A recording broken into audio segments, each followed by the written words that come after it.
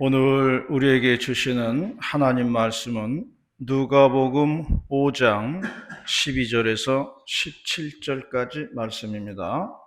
누가복음 5장 12절에서 17절 말씀 한 절씩 교독을 하시겠습니다.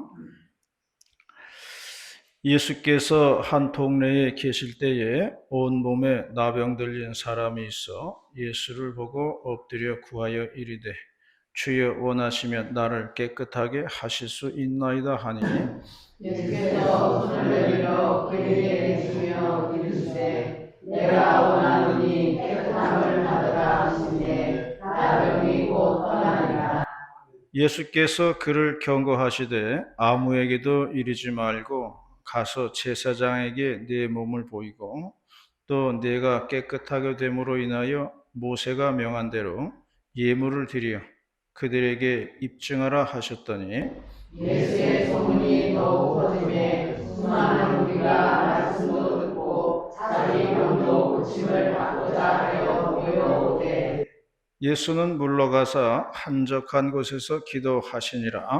하나님 가르치실 때에 갈릴리의 한 마을과 유대와 예루살렘에서 온 바리새인과 율법 교사들이 앉았는데 병을 고치는 주의 능력이 예수와 함께 하더라. 아멘. 얼마 전에 대구면에는 그 한성 치킨집이라고 있었어요. 처음에는 그 대구 초등학교 저쪽으로 길 건너 쪽으로 해서 조그만 그런 가게였습니다. 그런데 이제 사람들이 맛을 보더니 이제 한성 치킨집이 이제 인기를 끌기 시작을 했어요. 그러다 이제 돈을 벌어서 그 자리에다가 번듯하게 새 건물을 지어가지고 이제 또 하게 되었지요. 그렇게 이제 돈을 벌더니 이제는 아예 대곳에 있는 것을 정리하고 지금은 김포 신도시 마산동으로 갔습니다. 마산동 큰 길가에는 양쪽에 뭐 갈비집도 많고 뭐 큰 식당들이 많아요. 거기에다가 건물을 크게 짓고서요. 이제는 중소기업체가 되었습니다. 조그만 가게에서 시작을 했는데 이제는 중소기업체급이 되었어요.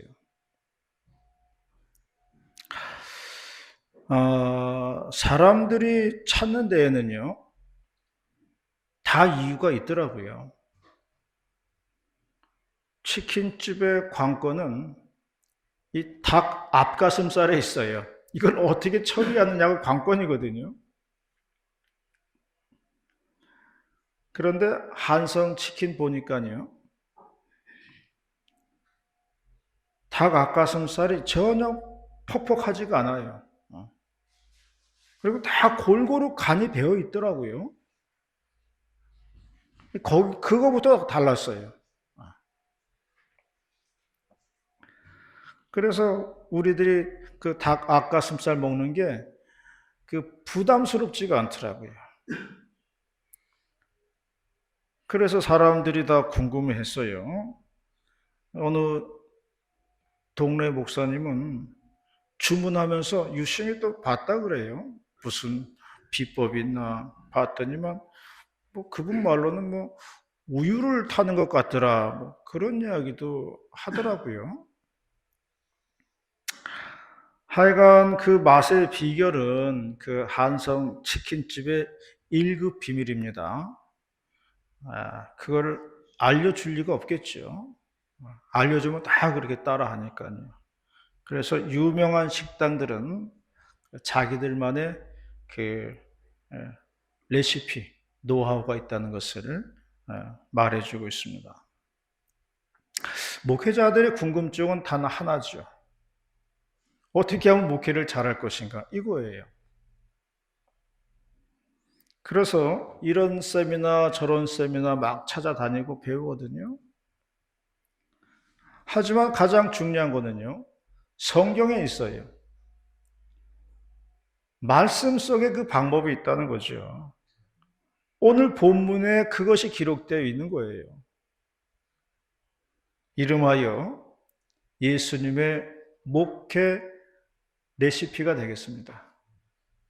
오늘 봉독한 말씀을 통해서 하나님께서 6월달 첫째 주일에 주시는 하나님의 말씀 듣도록 하겠습니다. 첫 번째, 예수님의 비법은요, 하나님의 말씀에 있었다는 거예요. 15절 말씀입니다. 15절 말씀 시작. 예수의 소문이 더욱 퍼짐에 수많은 무리가 말씀도 듣고 자기 병도 고침을 받고자 하여 모여오되. 수많은 무리가 예수님에게 나왔다고 말씀을 했습니다. 그리고 예수님은 무리를 향하여 말씀을 증거했다고 그랬어요. 많은 무리들이 예수님의 입에서 나오는 말씀을 들었습니다. 그러므로 말씀 증거는 예수님의 사역 중에서 가장 중요한 사역이었다는 거예요. 하나님의 말씀 증거. 이거를 잘해야 된다는 거죠. 제가 20대 그 젊은 시절에 그 도서관에서 이제 공부하고 있었을 때인데요. 그 자리에 앉아가지고 공부를 시작하기 전에 먼저 성경 한 장 읽고 이제 공부 시작합니다. 그래서 이제 성경을 피고서 먼저 한 장 읽으려고 그랬더니 옆에 한 학생이 앉아 있었어요. 공부가 하기 싫은지만 몸을 비비 꼬면서 아주 억지로 앉아 있더라고요. 그러다가 내가 성경을 읽는 것을 보더니만 시편의 어느 부분을 이렇게 펴주면서 물어봐요. 이게 무슨 뜻이냐고 물어보더라고요. 뭐 그때 저는 신학도 하기 전이었고 제가 뭘 알겠어요. 근데 뭐 모른다고 하기도 좀 그렇고 그래서 이렇게 앞뒤로 읽어보니까 좋은 말씀도 많이 있더라고요. 보니까 뭐 잠잠하고 참고 기다리라 뭐 그런 말씀도 있고 그래서 그런 말씀을 얘기해 주었어요. 그랬더니 이 학생이 눈빛이 달라지는 거예요. 아까는 막 졸려와가지고 막 눈이 막 흐리멍텅했었는데 말씀을 듣고 나더니만 눈에 총기가 생겨가지고 자세를 고쳐잡고 공부를 열심히 하는 거예요. 그걸 보고 제가 놀랐어요. 아, 이게 뭐지? 그랬어요. 아까와는 딴 사람이 됐어요. 그때는 몰랐죠. 그런데 지금에 와서 생각을 해보니 그게 말씀의 능력이었어요. 그게 말씀의 능력이더라고요. 하나님의 말씀에는 능력이 있는 것이었어요.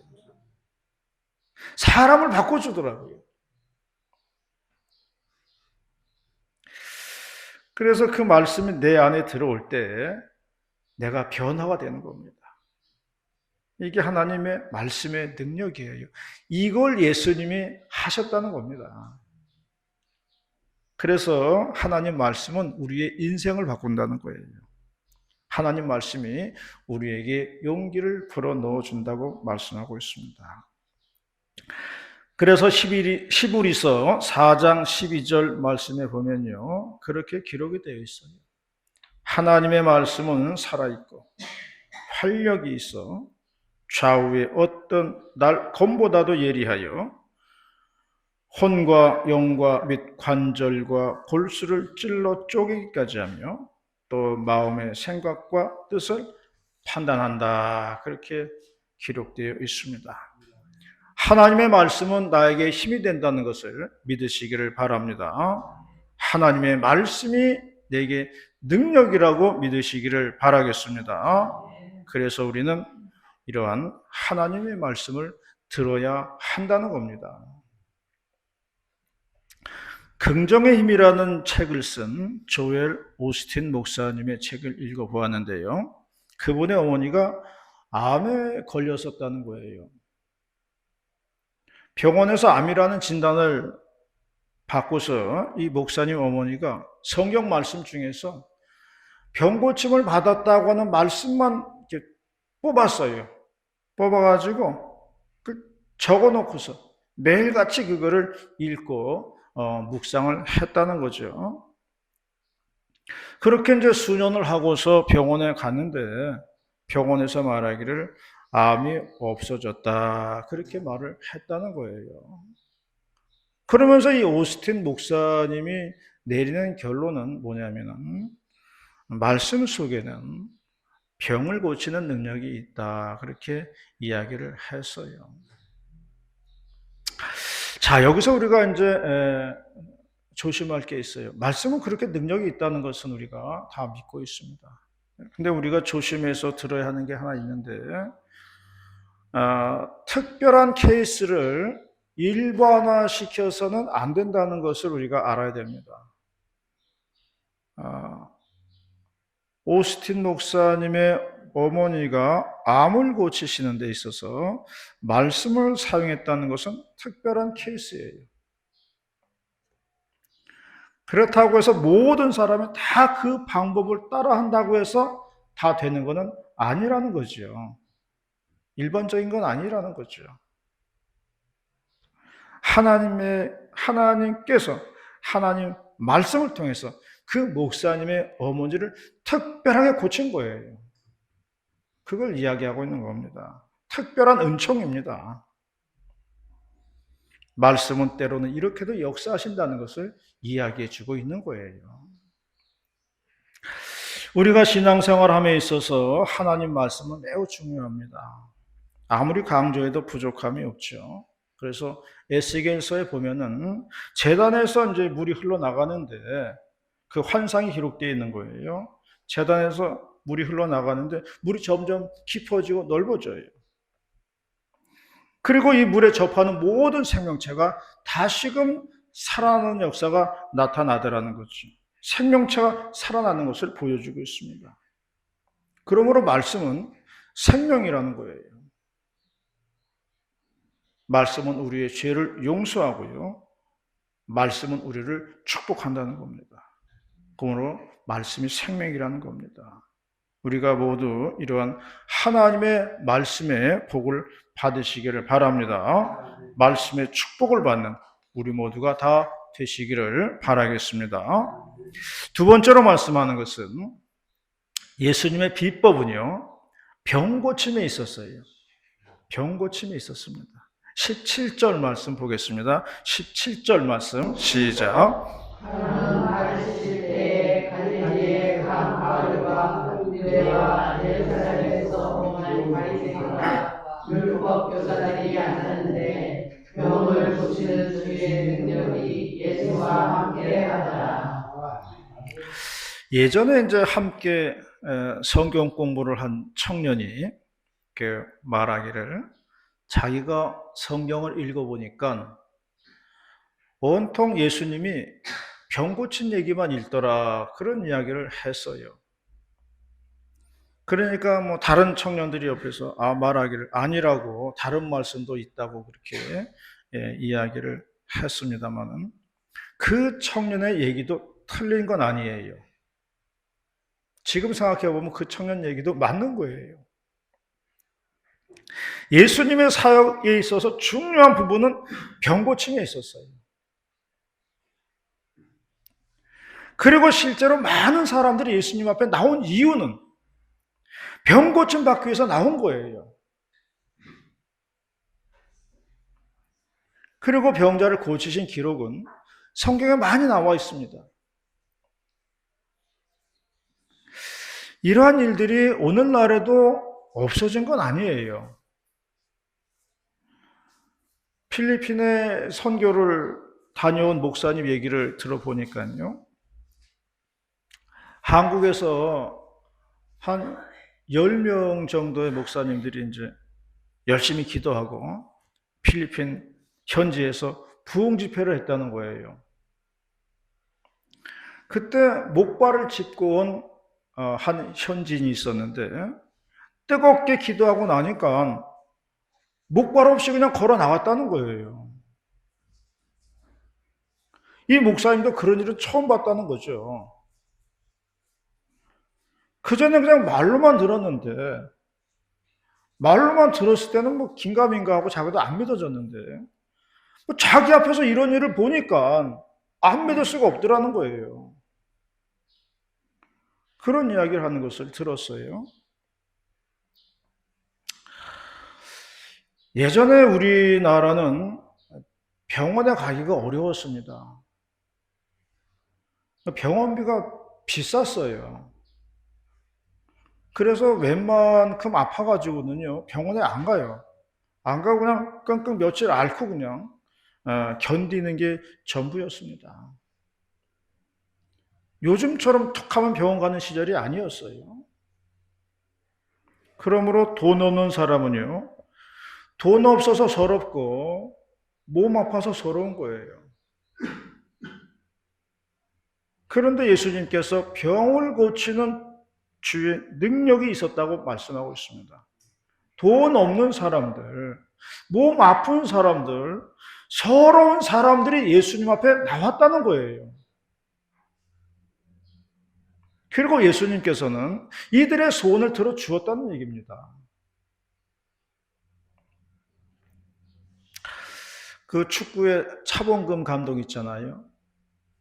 간증을 들어본 적이 있어요. 이분이 선수 시절에 무릎이 이상이 생겼다는 거예요. 한창 선수 시절인데 축구 선수가 다리가 생명이잖아요.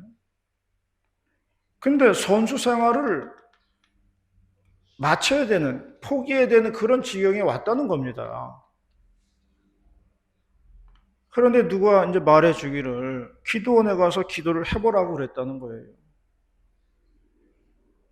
그래서 이분이 어느 기도원을 가가지고 열심히 기도했다는 거예요.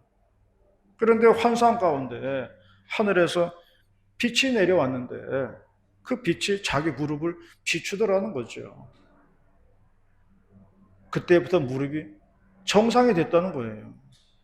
그래서 계속 선수 생활을 해왔다는 겁니다. 그러면서 자기는 하나님의 은혜로 무릎을 고쳤다. 그렇게 간증하는 것을 보았습니다. 이와 또 반대되는 얘기도 있어요. 제가 읽어보니까요. 예비역 육군 대장이에요. 어느 장로님의 이제 글을 썼는데 이분이 1953년도 어느 시골에서 깡시골에서 살았다고 그래요. 먼 친척 한 분이 중병에 걸렸다는 겁니다. 그러자 교회 다니는 사람들이 와서 병을 고쳐주겠다고 하면서 환자를 가운데 두고서 빙 둘러 앉아가지고 안찰 기도를 해 주었다는 거예요. 안찰을 한다면서 몸을 이제 때리기 시작했고 이것 때문에 이 환자분이 죽었다는 거예요. 그때부터 이제 마을에 소문이 돌기 시작을 했습니다. 예수쟁이들이 병 고쳐준다고 하면서 사람을 죽였다. 이런 소문이 퍼지기 시작한 거예요. 그래서 이 장로님은 어릴 적에는 교회 나갈 엄두도 못 냈다고 그러더라고요. 그러다가 대학생 때 하나님 말씀을 배우는 모임에 갔다가 예수님을 영접하게 되었다. 그런 이야기를 했어요. 선무당이 사람 잡는다고 했습니다. 잘 알지도 못하는 사람들이 이런 일을 하는 거예요. 요즘에도요, 이단 같은 사람들, 이상한 사람들, 그런 곳에서는요, 이런 일들이 아직도 일어나고 있습니다. 그래서 기독교하고 무당하고 짬뽕이 되면 이렇게 되는 거예요. 기독교하고 무당 신화하고 짬뽕이 되면요, 꼭 이런 식으로 나가는 거예요. 예전에 우리 교회에 이제 김점숙 권사님이라고 있었어요. 남편이 무슨 병이었는지는 모르겠는데 아파서 걷지를 못했어요. 그 권사님은 남편을 기도로 고치겠다고 그렇게 얘기했어요. 그리고 병원도 안 가시더라고요. 가끔 보면 저 앞에 길에서 남편이 지팡이를 짚고서 이렇게 걷기 연습을 하는 것을 이제 보았습니다. 그리고 한참 후에 제가 김포 우리 병원에 간 적이 있었거든요. 근데 그때 그 두 네 분을 그 병원에서 만났어요. 만날 때 그 생각이 들더라고요. 어차피 병원에 올 것을, 어차피 병원에 올 거면 좀 진작 오지. 막판에 올 필요가 뭐가 있나. 그 생각 들더라고요.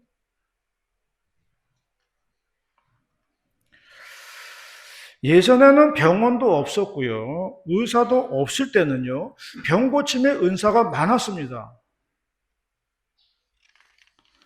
이것은 하나님이 소외된 사람들에게 건강하게 살라고 베풀어 주신 은총이에요.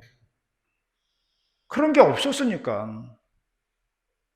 그런데 이제는요. 문 밖에만 나가면 병원이 있어요.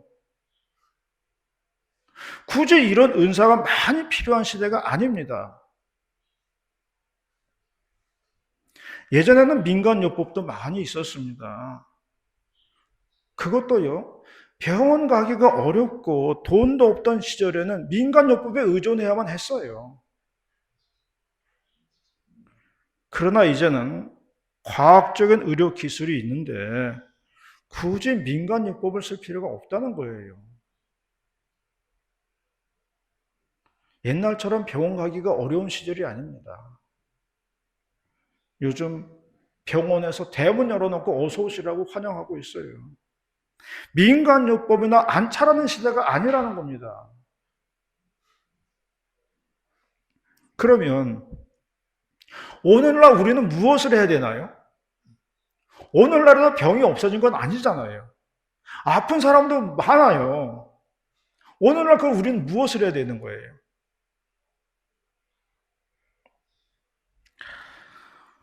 오늘날에도요, 우리들은 환자들을 위해서 기도해야 된다는 거예요. 기도를 해야 됩니다. 제가 어느 날 환자, 병자들을 위해서 기도하는 중에 그런 감동이 오더라고요. 우리는 환자를 위해서 기도해야 한다는 겁니다. 그러나 환자를 살리는 거는요, 우리가 하는 것이 아니라는 거예요. 그거는 하나님이 하시는 거예요. 살리든지, 죽이든지, 병을 낫게 하든지, 안 낫게 하든지, 이건 하나님이 하는 거예요.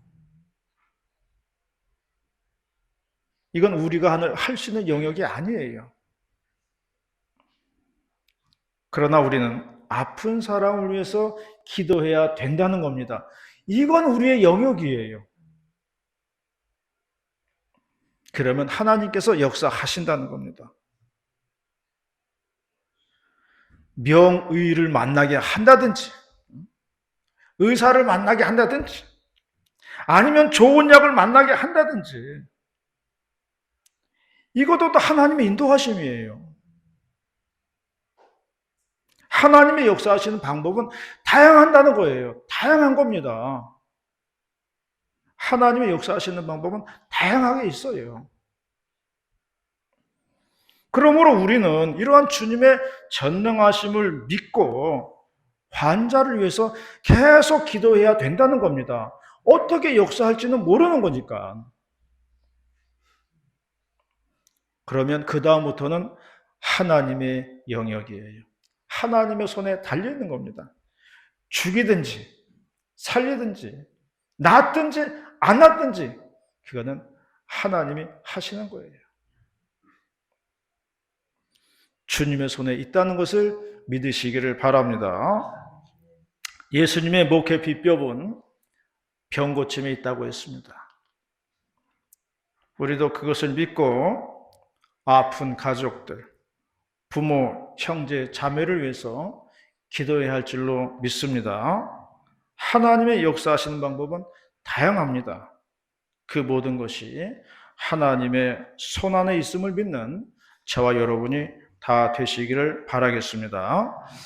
마지막 세 번째로는요, 예수님의 목회 비법은 기도에 있었다 말씀하고 있습니다. 16절입니다. 16절 말씀 시작. 예수는 물러가서 한적한 곳에서 기도하시니라.